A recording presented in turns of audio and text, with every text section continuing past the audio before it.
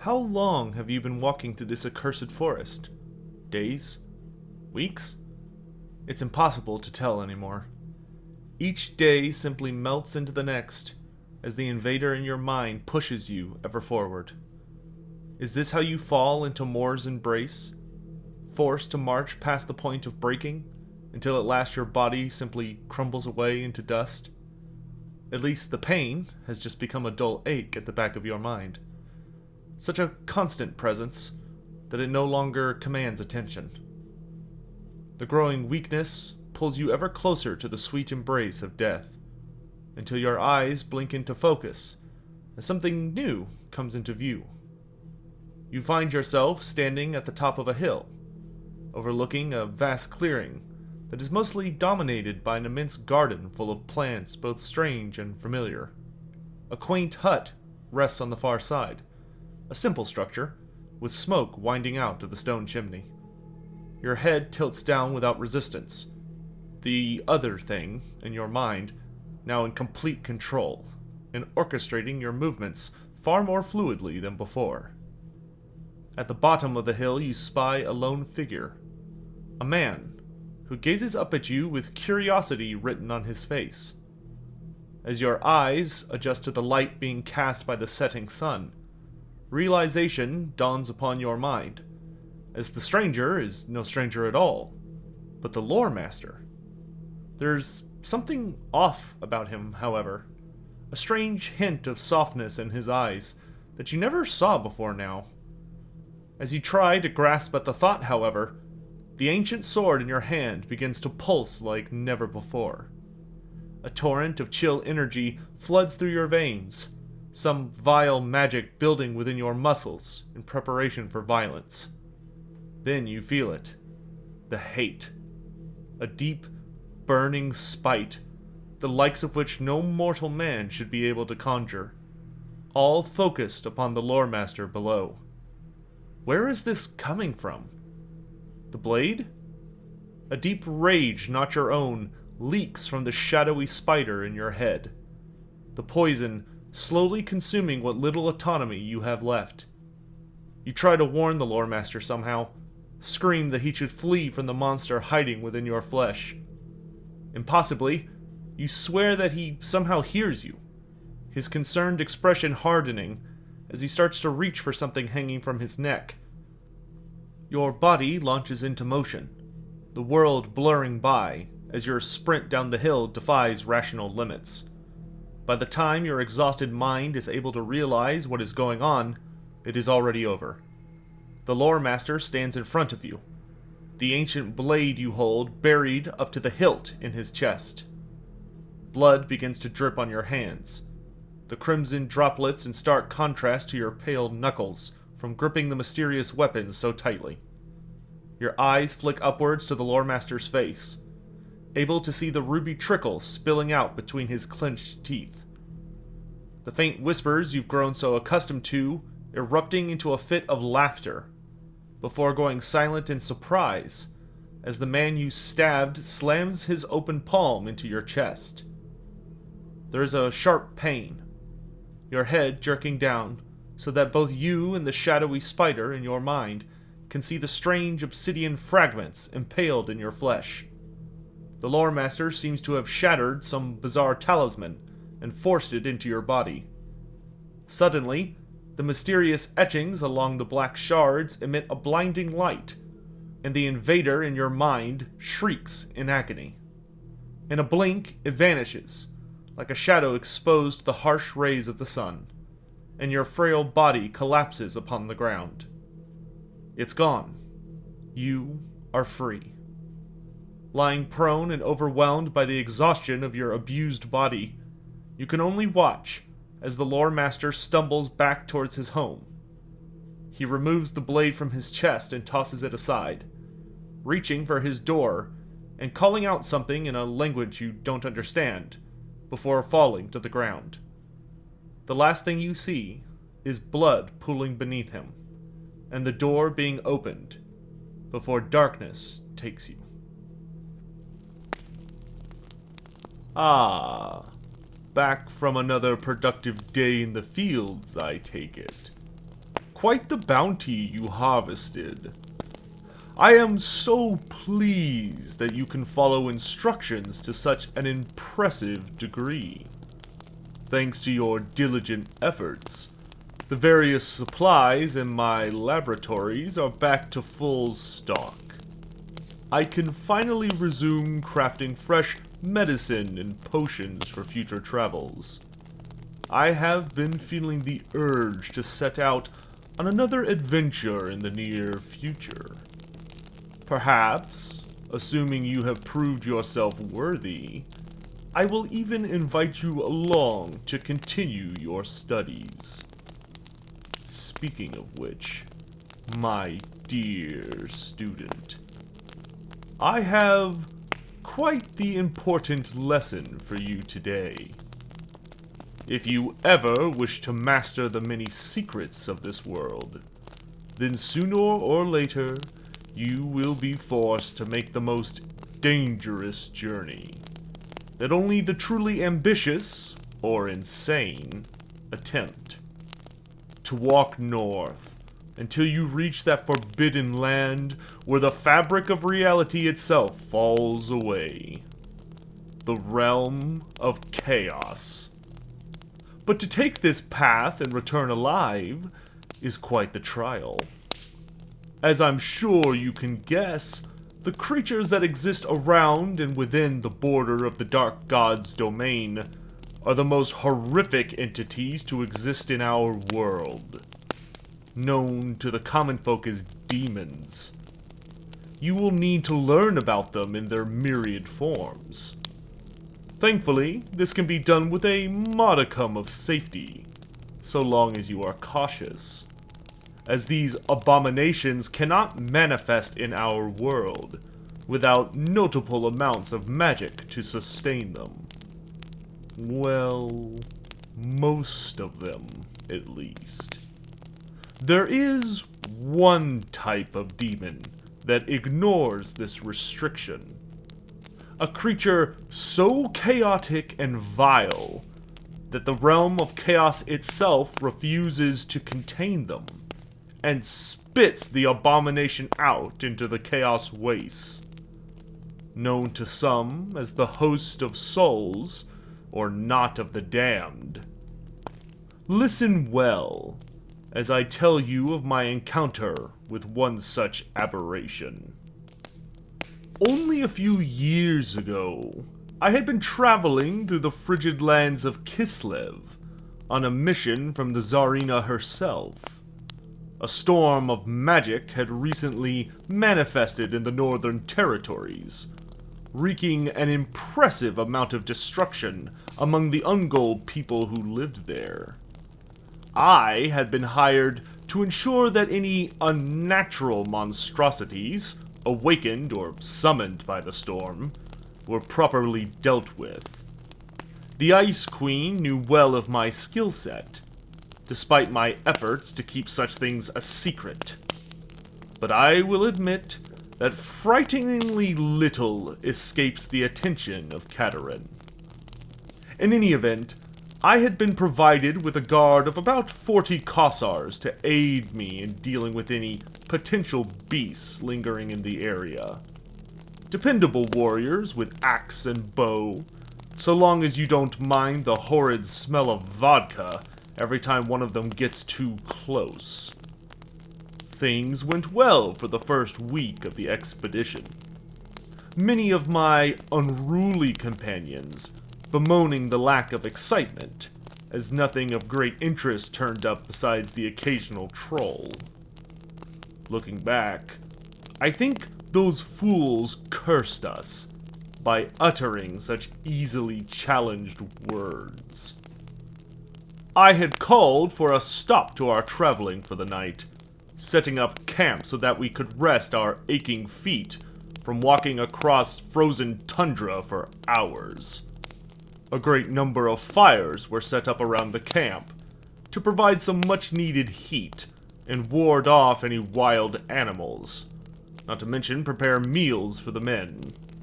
I had informed the Kossars that we would be heading home starting tomorrow, as there did not seem to be any evidence of concerning activity and even the worst of the damage to the land would heal naturally with time. As our journey seemed to be nearing its end, I decided to call it an early night and went to bed.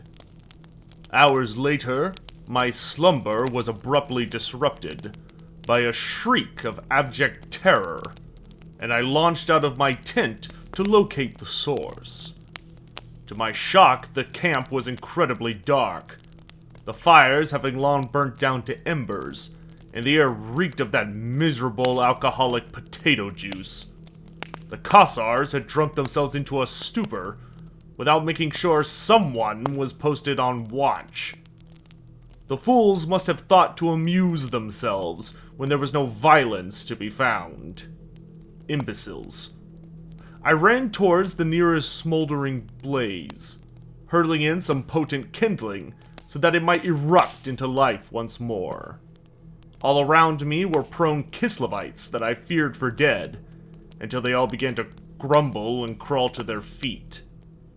My relief was short-lived, as at the edge of the light I could just see one of the Kossar's mangled corpses, his limbs clearly broken, and great chunks having been torn from his flesh. I shouted orders and the men snapped awake, shaking off their drunken torpor with impressive speed and preparing their bows. Plucking a burning log from the brazier, I waited, watching the darkness for any sign of movement. Another scream rang out, and I hurled the improvised torch, revealing the nightmare that had come into our camp. Before me was an immense bag of undulating flesh, the quivering mass easily over twice the height of a man, and many times wider. Then I saw the faces. Covering the creature's entire body was thousands and thousands of faces, each of them frozen in some expression of joy, hate, love, or despair. In fact, that is all it was. Countless faces, stitched together and animated as a colossal, fleshy blob. The Kossars were shocked into silence, as was I, by the horrid creature for a few heartbeats that felt far longer. Then it noticed us. From the mouths, eyes, and nostrils on the faces came a staggering number of large tentacles that slammed into the ground, dragging the pulsing bag of skin towards us. Snapped from my reverie, I roared for the Kossars to fire, and to their credit, each man unleashed arrow after arrow into our foe. Where lesser men would have been rightly terrified into madness by this thing, the warriors of Kislev were long used to facing the inexplicable horrors of chaos. The Amalgamation beast, as their true name happens to be, proved far tougher than I had hoped. Virtually every arrow failed to deal any meaningful damage. The blubbery hide of this nightmare far more akin to ogre flesh than human.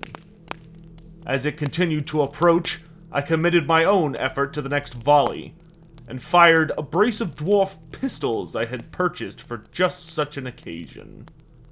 To my surprise, even this had no effect upon the knot of the damned, the bullets somehow phasing through the creature. At first, I thought the beast had to be some horrendously warped chaos spawn, but as I watched more munitions seemingly miss despite landing direct hits, I realized this was no animal or man twisted by reckless mutation. This was a demon. The host of souls bore down upon us, and I cried out to scatter, the Kislevites falling back and lighting the other braziers in the camp. Already 10 of my men had been slain by the monster, making it clear the Amalgamation beast had come from somewhere south of us based on the line of bodies. The thing moved surprisingly fast, sprouting fresh tentacles to pull itself towards the nearest Kassar like an eager hound. 3 of the men drew their axes, hacking away at the ropes of flesh that reached for them. The sheer number of flailing appendages had even the most experienced warriors struggling, and unfortunately the 3 men were overwhelmed. Each was ensnared and yanked around by the beast, their bones snapping loudly from the tremendous strength of the abomination as it yanked arms and legs in unnatural directions. I ignored their screams and called for a surround, searching for any weaknesses upon the demon. To my dismay, no matter where I looked, all that could be found were more and more faces, forever displaying some assorted emotion, like a demented theater display. Unfortunately, those men it had caught soon died, pulled close to the creature so its many faces could open their mouths and rip off great chunks of their flesh, eating bits of them alive. The fleshy blob began to violently quiver, before firing out tentacles in every direction. The Kislevites and I managed to avoid it easily, but then the true objective behind this display became obvious. All of the corpses had been ensnared, and were being dragged towards the knot of the damned. I feared what this might result in and charged, lashing out with my own enchanted axe, as the Kassars joined in with blade and arrow. Under our combined assault, the demon began to suffer meaningful damage, my magical weapon bearing runes of Hish, proving able to stop the damnable creature from phasing out of reality so easily. However, the Amalgamation beast ignored our attack, drawing in all those it had killed and pressing their bodies against its own. Then it proceeded to absorb them. And, to my utter dismay, new faces that I recognized as those men who had fallen appeared upon its body. Furthermore, the wounds it had taken so far regenerated shut, and the host of souls, aptly named it turns out, swelled even larger. I grimly realized what this meant, and informed my soldiers that we had to do everything in our power to slay this demon. If allowed to roam, it would simply continue to murder those it encountered, and add them to its mass, growing in strength and size with no defined limit from what I could tell. The battle lasted many hours, and I had to exhaust my supply of rare talismans and arcane items to finally slay the Amalgamation beast. By the end, only 5 of the noble Kassars survived that dreadful battle, but not one of their number ever fled or surrendered to despair. Without their aid, I may well have been overwhelmed by that terror. But at the same time, it would not have had so many corpses with which to heal itself and increase in power. Unfortunately, the men who aided me did not live much longer, as the encounter proved too much for even their strong wills, driving each of them into insanity and unpleasant ends. Such is the true cost of battling demons. Those unnatural horrors, often robbing victory of any meaningful satisfaction. As for the host of souls, allow me to reveal the truth of their nature to you. To put it very simple, demons are not true creatures born of flesh and blood like you and I. Instead, they are fragments of emotion from our world, our consciousness, that are cast into the realm of chaos and manifest as demons. Most emotions follow specific paths, drawn into various gods, such as the Dark Brothers, or becoming their own unique entities. The weakest and least defined emotions often will not fall into one of these vortexes, so to speak, wandering aimlessly around the realm of chaos until they manage to form into some undivided demon like a chaos fury. However, on rare occasion, an exception to this process occurs. Sometimes, these unformed mortal emotions will begin to collide with others, slowly clumping together to form unruly blobs of energy that act like cancers in the void. When they become too large, these masses are ejected into the chaos waste, where they take shape, forming into the madman's nightmare that I have told you about. From there, they will roam the mortal plane until eventually destroyed somehow. On truly exceptional occasions, an amalgamation beast can be birthed into the world should the fabric of reality be thinned enough. Hence, when the servants of chaos invade South, or unleash some terrible ritual, it is possible to encounter these horrors in seemingly safe lands. Worse, unlike regular demons, they do not require any further magic to sustain themselves. Once formed, they are true creatures of blood and flesh, like you. So, they can wander easily into places believed far too mundane for such horrors.